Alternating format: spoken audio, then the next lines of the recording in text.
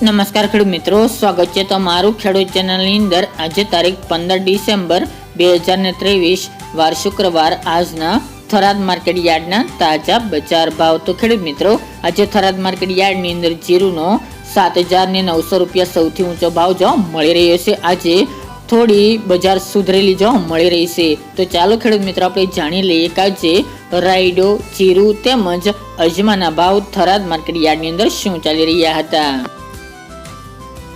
ખેડૂત મિત્રો, આજના થરાદ માર્કેટ યાર્ડના ભાવ જોઈએ તો જીરું 6,300 થી 7,900 રૂપિયા, રાયડો 992 થી 1,051 રૂપિયા, ગુવારગમ 1,000 થી 1,103 રૂપિયા, એરંડા 1,145 થી 1,186 રૂપિયા, મગ 1,150 થી 1,450 રૂપિયા, બાજરી 435 થી 498 રૂપિયા અને તલ સફેદ 2,400 થી 2,800 રૂપિયા।